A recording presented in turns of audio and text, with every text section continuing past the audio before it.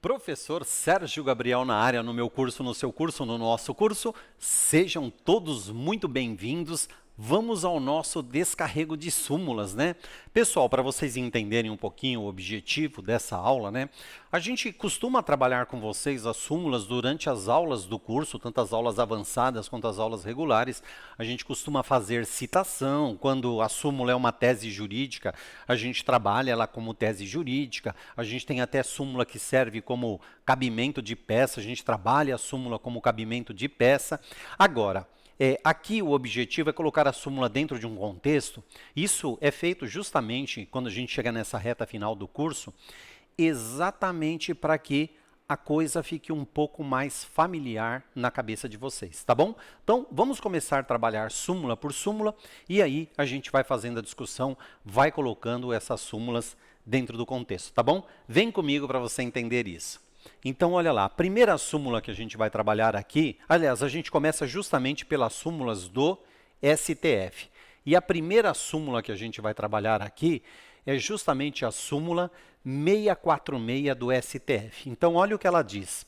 Ofende o princípio da livre concorrência, lei municipal que impede a instalação de estabelecimentos comerciais no mesmo ramo em determinada área.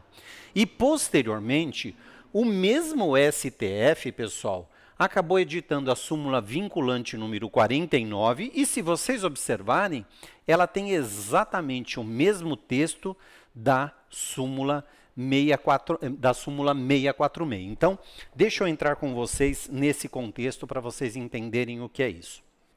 É porque algumas leis municipais, elas acabaram restringindo coisas que vocês conhecem. Ah, se vai instalar uma farmácia, a outra tem que estar instalada a não ser tantos metros de distância. Se você vai instalar um posto de combustível, o outro tem que estar a não sei quantos metros de distância. Era uma forma que os municípios usaram para organizar a ocupação do solo urbano dentro do seu território. Ocorre que isso não é possível juridicamente. Por que não, pessoal? E por essa razão, inclusive, isso acaba sendo matéria de competência do STF.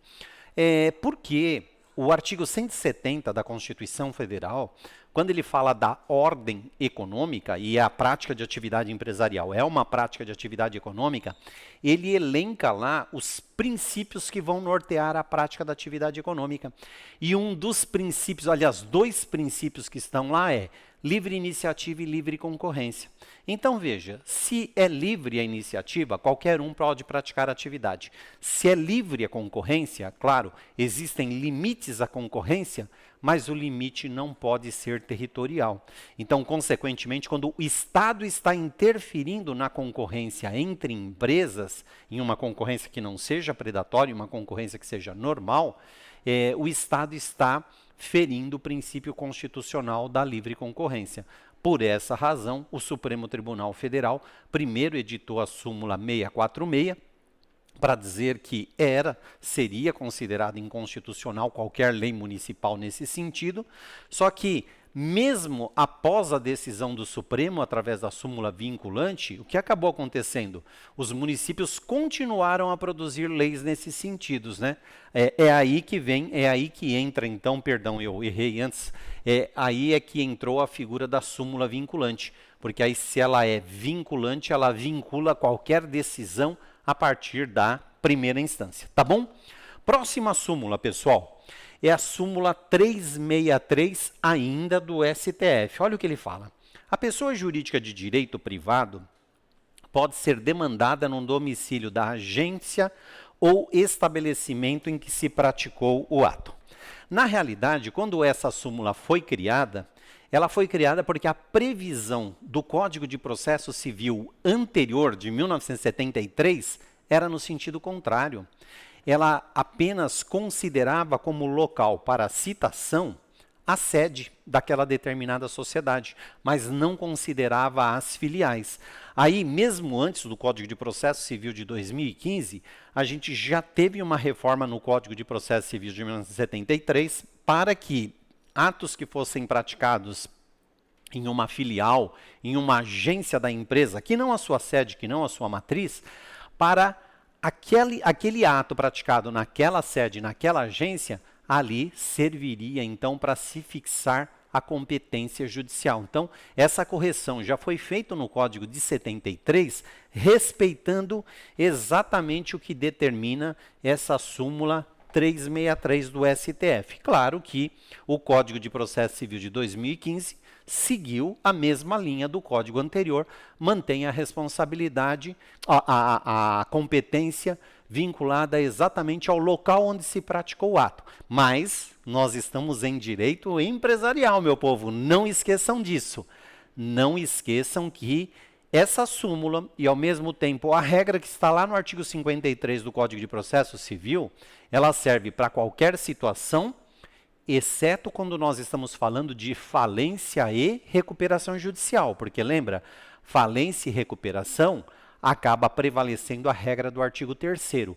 Aí não importa onde está a administração da empresa, não importa onde está a filial da empresa, o que importa é entre a sua sede e eventuais filiais que ela tenha, qual é o principal estabelecimento do ponto de vista econômico. Então, é aquele estabelecimento principal do ponto de vista econômico que vai fixar a competência para fins de falência e recuperação de acordo com o artigo 3º da Lei 11.101 de 2005, tá certo? Bora evoluir? Então bora lá. Vamos falar de mais súmulas, pessoal. Agora, vamos falar novamente do tema competência, mas que envolve as chamadas sociedades de economia mista, né? Então, deixa eu dar uma explicação para vocês, só para a gente retomar aquela discussão. Lembra que quando nós estamos falando de sociedade de economia mista, do que é que nós estamos falando na verdade? Nós estamos falando de empresas estatais. Empresas estatais, como tem a palavrinha estatal, quer dizer que ela tem a participação no todo ou em parte de capital do Estado. De que Estado, professor? Pode ser a União, pode ser um Estado membro ou pode ser um município. Então, posso ter uma estatal municipal, uma estatal estadual ou uma estatal federal.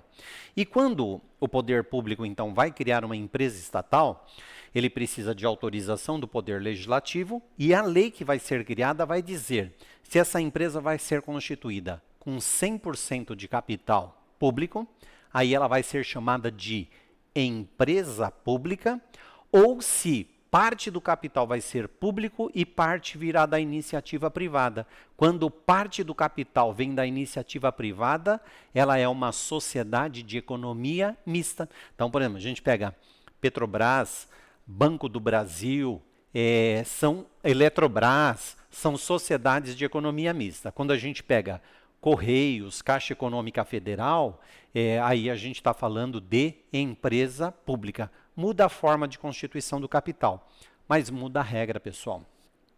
Se ela é uma empresa pública, ela tem como único sócio o poder público.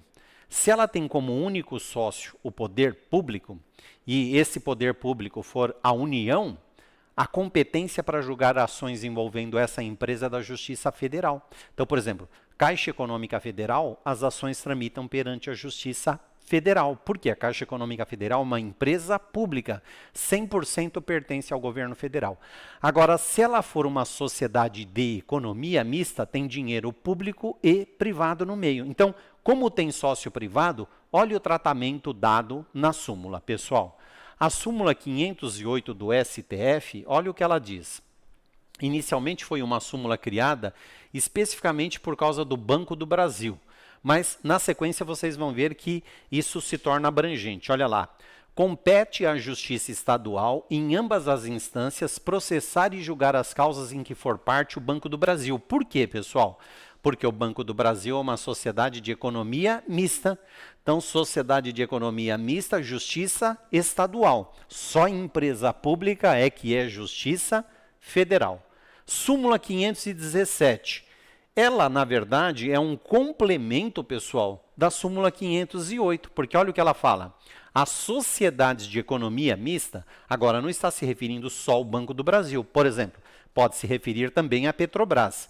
Só tem foro na Justiça Federal, então só tem na Justiça Federal, então é porque é da Justiça Estadual, quando a União intervém como assistente ou opoente. Então, se for uma estatal federal, organizada na forma de sociedade de economia mista, se a União tiver que participar da ação também, então aí será de competência da Justiça Federal. Agora, se a União não for participar, competência da Justiça Estadual. É o que foi reafirmado depois na sequência. Olha que isso aí vai sendo em cadeia, pessoal. A súmula 556 é o que ela fala. É competente a Justiça Comum para julgar causas em que é parte sociedade de economia mista. Então, é só essa regrinha que vocês devem considerar. Para nós, em direito empresarial, pessoal, não vai ter uma medida judicial em que eu tenho uma empresa estatal e, ao mesmo tempo, a União no polo passivo dessa ação. Então, consequentemente, ou no polo ativo dessa ação. Então, consequentemente, a gente não tem essa situação de forma direta. Mas o que poderia acontecer? Um probleminha que se refira a uma determinada sociedade de economia mista, né? Sem falar na necessidade de presença da União, aí você já sabe que é de competência da Justiça do Estado. E não confundam com aquela situação, pessoal, das ações de procedimento especial da Lei de Propriedade Industrial, a Lei 9.279 de 96. Lembra que tem duas ações lá que são de competência da Justiça Federal.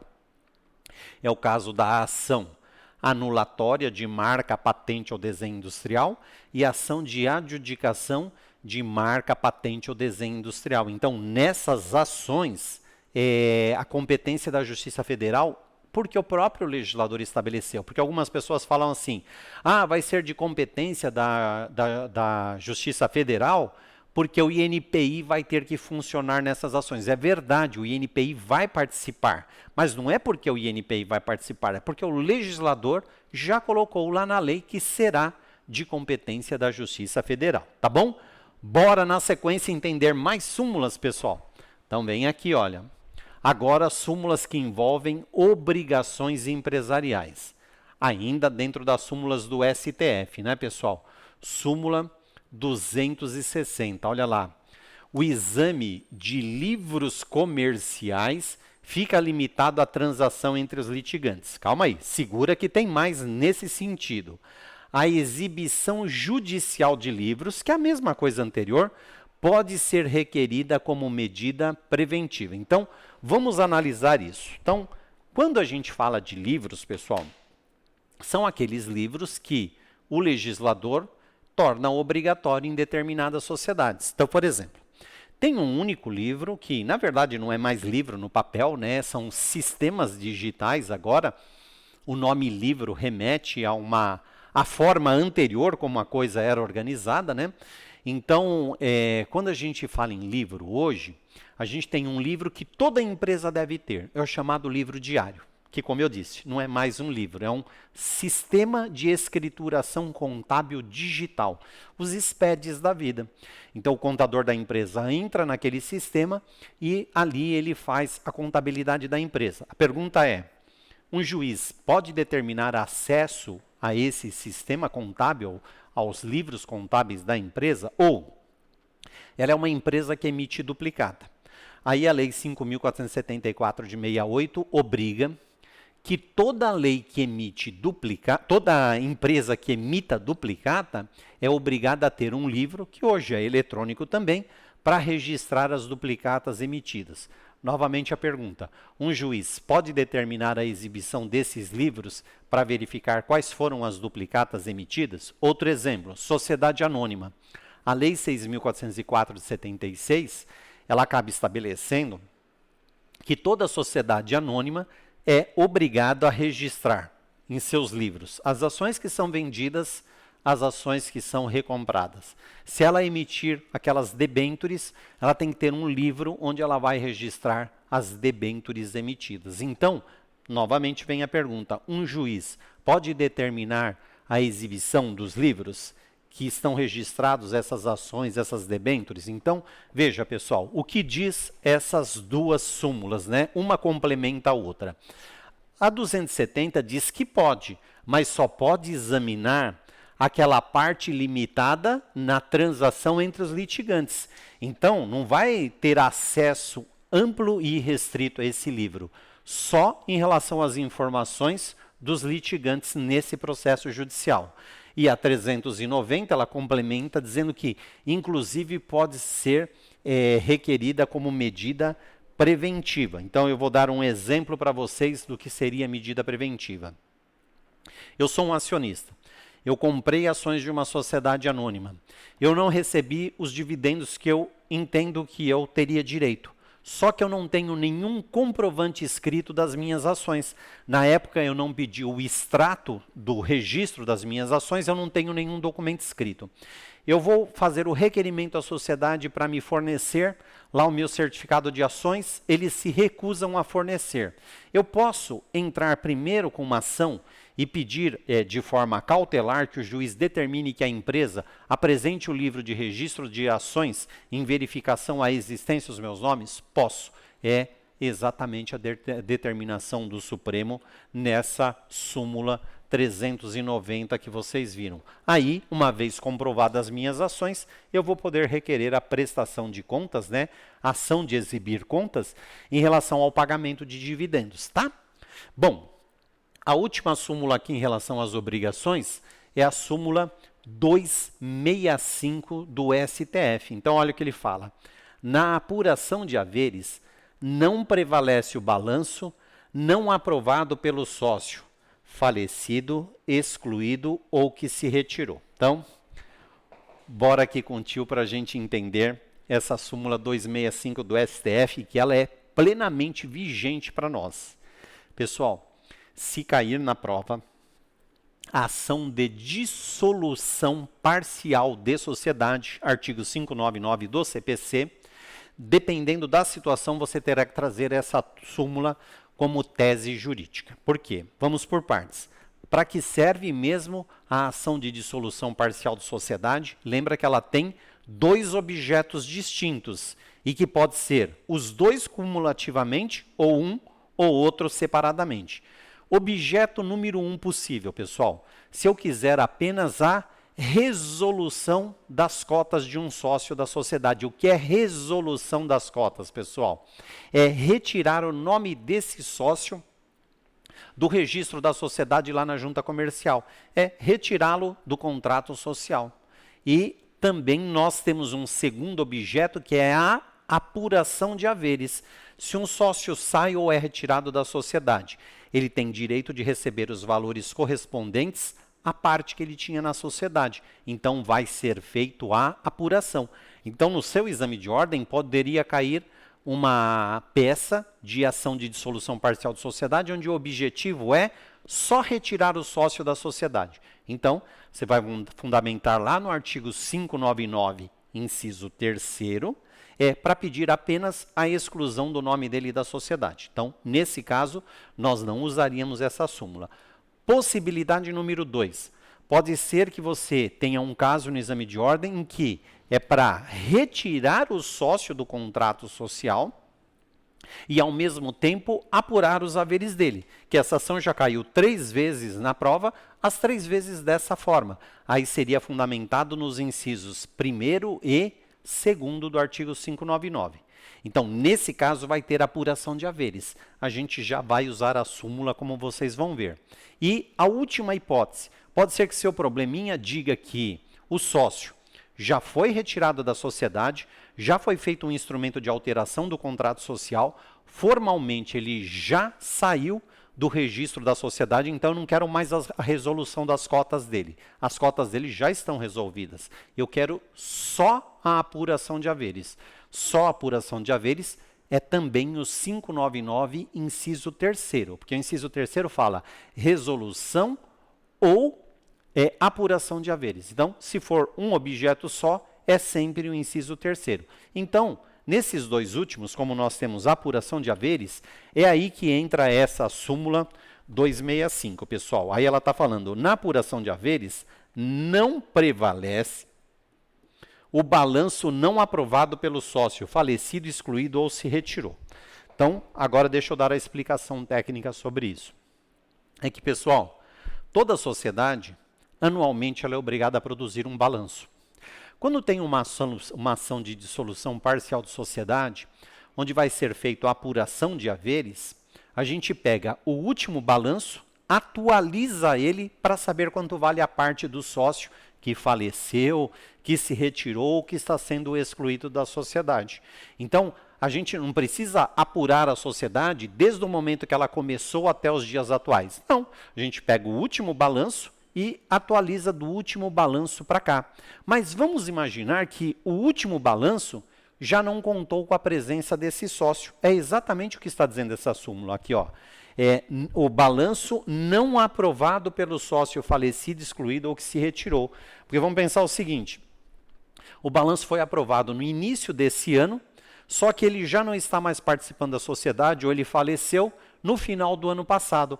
Então, esse balanço atual não tem a participação dele. Então, esse balanço, por força dessa súmula, não pode servir de base para apuração. Então, nós temos que pegar o anterior, o último em que ele participou, e aí pegar aquele e atualizar até o dia presente para apurar os haveres, tá bom? Então, não esqueçam de colocar essa súmula na tese jurídica de vocês, se for um caso que tem apuração de haveres, e é claro, aí precisa verificar se é o caso do seu probleminha, né? Se ele fala que o sócio saiu, por exemplo, em 2017 e está sendo pedido apuração de haveres em 2022. Então, certamente, ele não participou do último balanço, tá? É o que determina essa súmula.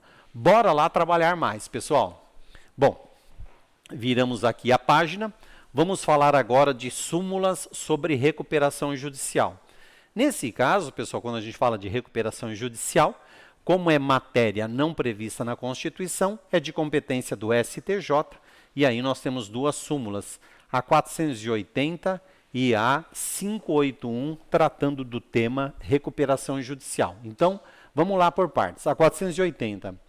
O juízo da recuperação judicial não é competente, então olha lá, pessoal, uma questão de competência. Não é competente para decidir sobre a constrição de bens não abrangidos pelo plano de recuperação. Então, volta aqui para você entender essa regrinha básica. Do que nós estamos falando nesse caso, pessoal? Ora, se eu tenho uma empresa em recuperação, quais serão os bens abrangidos pelo plano de recuperação? Os bens da empresa. Agora, vamos imaginar que o sócio tenha patrimônio. O juiz da recuperação pode fazer qualquer interferência em relação ao patrimônio do sócio? Não pode, porque ele não é bem sujeito à recuperação. Então, é isso que decidiu o julgador em relação a essa súmula.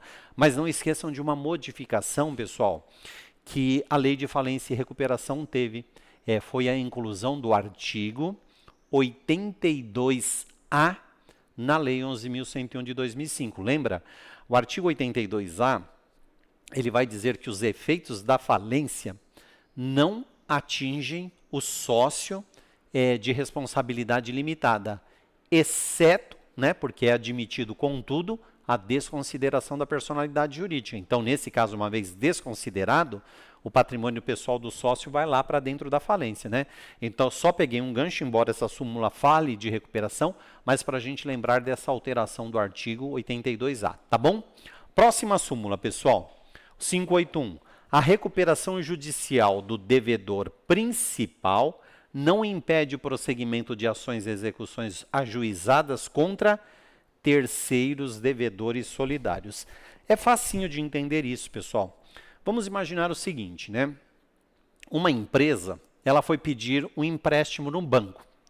E aí, quando chegou lá no banco para pedir esse financiamento, o banco exigiu que ela apresentasse fiadores. E aí ela colocou como fiadores duas pessoas. Então, essas duas pessoas, eles não são parte de uma recuperação judicial. Eles são um terceiro, porque eles não são a empresa, não são o devedor. Então, veja, a dívida com o banco, ela poderia ser discutida na recuperação. Agora, poderia, então, nesse caso, os credores entrarem com ação de execução contra os fiadores? Podem. Se eles entrarem com ação de execução também contra a empresa, a ação será suspensa. Lembra disso? O processamento da recuperação judicial suspende as ações de execução pelo prazo de 180 dias, prorrogável por mais 180 dias, tá? Agora, não suspende em relação aos terceiros. Então, a ação de execução poderia prosseguir livremente em relação aos fiadores, que no caso não seria a própria empresa devedora. Tá bom? Bora lá continuar? Vamos lá agora, pessoal. Vamos falar sobre súmulas que envolvem o processo de falência. A primeira e a segunda, elas tratam do mesmo objeto, pedido de restituição. Olha lá, pessoal. Pode ser objeto de restituição, lembra lá o pedido de restituição do bem de terceiro, que está lá no artigo 85 da Lei de Falência e Recuperação? Então, ele está dizendo, pode ser objeto de restituição na falência, dinheiro em poder do falido, recebido em nome de outrem. E a súmula 495 do STF, ela fala, a restituição em dinheiro de coisa vendida a crédito, entregue nos 15 dias anteriores ao pedido de falência ou de concordata. Lembra que está usando o termo concordata aqui porque essa súmula é anterior à Lei de Falência e Recuperação, tá? Cabe quando, ainda que consumida ou transformada, não faça o devedor prova de haver sido alienada. Então, na verdade, essas duas súmulas, de forma indireta, elas já estão contidas dentro do artigo 85 e os seus parágrafos. Em termos de exame de ordem, você vai perguntar assim, professor, mas se já está contido, ainda que indiretamente, porque não exatamente com os mesmos termos, mas no mesmo sentido, eu teria que trazer essas súmulas como fundamento? Sim, pessoal. Lembra que em termos de fundamento jurídico, a gente brinca, mas é uma verdade, o que abunda não atrapalha, né? Então, a gente sempre vai pecar pelo excesso, nunca pela falta. Então, mesmo que a súmula já tenha sido contemplada, traga a súmula, porque ela não foi revogada, tá bom? Bom, última súmula aí sobre o processo de falência. É a súmula número 25, agora é do STJ, bem antiga, né? Porque se é número 25, é bem antiga. Tá falando, olha, nas ações de falência, o prazo para interposição de recurso conta-se da intimação da parte. Ora, nova regrinha, pessoal, que já foi devidamente suprimida, né, pelo legislador. Não, pelo legislador. Na verdade, hoje, o próprio Código de Processo Civil, aliás, antes do Código de Processo Civil de 2015, né, o de 73 reformado, ele já previa, não só para o caso de falência, como para qualquer caso, o prazo para a contagem dos recursos se dá a partir do momento que a pessoa tem ciência da decisão judicial. Mas lembra que o que abunda não atrapalha, então pode fazer uso da súmula se eventualmente cair um recurso para nós aí, como caiu na prova passada o caso de agravo de instrumento de uma decretação de falência. Então, a gente poderia usar essa súmula já que é recurso. Tá bom, povo? Bom, vamos encaminhando para o final. Ainda no processo de falência, a súmula 29 do STJ vem e fala: no pagamento em juízo para elidir a falência, são devidos correção monetária, juros e honorários de advogado, né? Isso também já foi devidamente contemplado para a lei, porque lembra vocês que o artigo 98, né, ele é que estabelece o prazo para a defesa. E aí ele vai estabelecer que no prazo para a defesa é possível a pessoa efetuar o depósito, o pagamento, para extinguir aquele processo de falência. Agora, o próprio artigo 98, ele já traz que você tem que pagar o principal mais juros, mais correção monetária, mais multa, mais honorários sucumbenciais. Então, na verdade, essa atualização já contempla integralmente o que está na súmula 29. Tá bom, pessoal? Súmula 133. A restituição da importância adiantada à conta de contrato de câmbio, independe de ter sido a antecipação nos 15 dias anteriores ao requerimento de concordata. Na verdade, mais uma súmula contemplada já está no artigo 49, parágrafo 3º da lei, e que depois também foi incluído na possibilidade de restituição em dinheiro lá dentro do capítulo da restituição. Então, você vai lá do 85 ao 93, você já encontra essa resposta, tá bom? Bora lá para a gente terminar? Olha lá, súmula 219 do STJ, pessoal. Os créditos decorrentes de serviço prestados à massa falida, inclusive remuneração do síndico, gozam de privilégio próprio dos trabalhistas. Hoje já não é mais síndico, né, pessoal? Hoje é administrador judicial. E aí eles estão dizendo que, então, o crédito das pessoas que prestam serviços para massa falida, eles teriam natureza alimentar. Na realidade, isso também já foi contemplado pela lei, né? Porque lembra que o artigo 84, ele estabelece quem são os prioritários para pagamento. Aí ele vai falar a antecipação dos créditos trabalhistas e os créditos extraconcursais. E entre os extraconcursais estão os créditos de todo mundo que trabalhou para a massa falida. Então, o administrador judicial, o perito, assim sucessivamente. Tá bom? Agora sim, agora a gente pode encerrar dizendo empresarial é mais legal.